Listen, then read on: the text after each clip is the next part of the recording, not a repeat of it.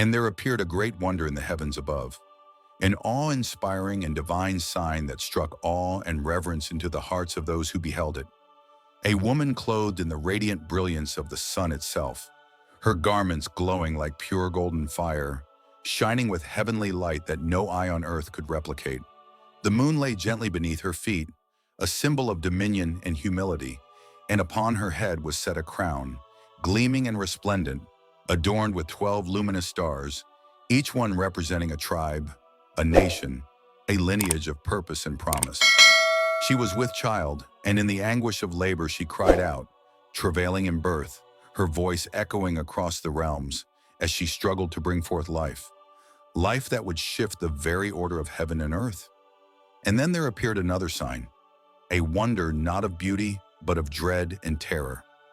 Behold, a great red dragon, monstrous in form and terrifying in presence, his body covered in crimson scales like burning coals, having 7 grotesque heads and 10 fearful horns, and upon each head a crown, emblems of stolen authority, tyranny, and dominion through deception.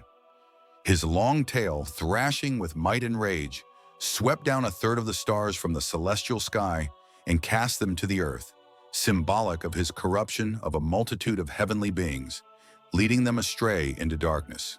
And the dragon, full of fury and wicked intent, stood before the woman who was about to deliver, watching with dreadful hunger, poised to devour her child the moment it emerged into the light.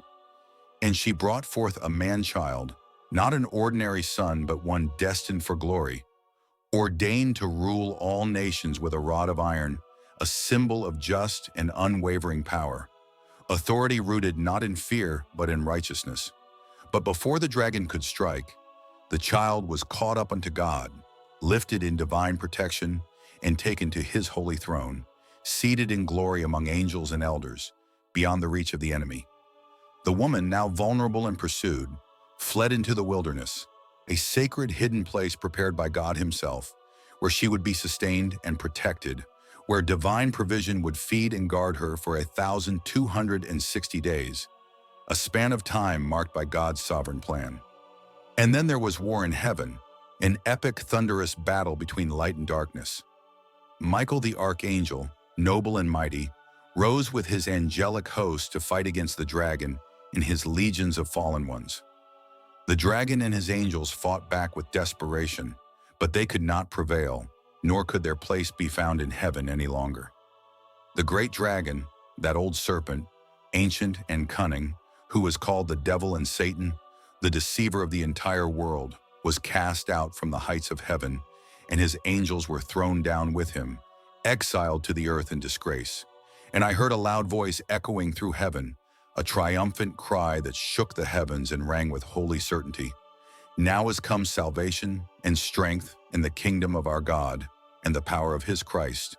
For the accuser of our brethren is cast down, that accuser who stood day and night before God, relentlessly pointing fingers, seeking to condemn. And they, those faithful and steadfast, overcame him by the blood of the Lamb, shed for redemption, and by the word of their testimony, the bold and unwavering declaration of their faith. And they loved not their lives even unto death, for they counted the glory to come far greater than anything in this world. Therefore rejoice, O heavens, and all ye that dwell in them. Sing and be glad. But woe to the inhabitants of the earth and of the sea, for the devil has come down unto you, filled with great wrath and furious rage, knowing that his time is short, his days numbered, and his reign destined to end. And when the dragon saw that he was cast down to the earth, he turned his anger and hatred toward the woman who had brought forth the man-child, desiring vengeance upon her. But unto the woman were given 2 wings of a great eagle, majestic and powerful, that she might fly into the wilderness, to her place of refuge and safety, where she would be nourished and preserved for a time, and times and half a time, far from the face of the serpent. But the serpent, relentless in his malice, spewed out of his mouth a flood of water, hoping to sweep her away, to carry her off in the currents of destruction. Yet the earth itself came to her aid, the creation obeying its creator, opening its mouth to swallow the flood, and thereby thwarting the plans of the dragon.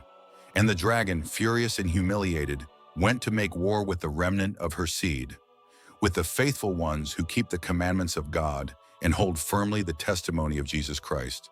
Those who will not bow, who will not break, who stand as lights in the dark, chosen and sealed for victory. If you enjoyed this story, please like and subscribe for more inspiring content. Your support means the world.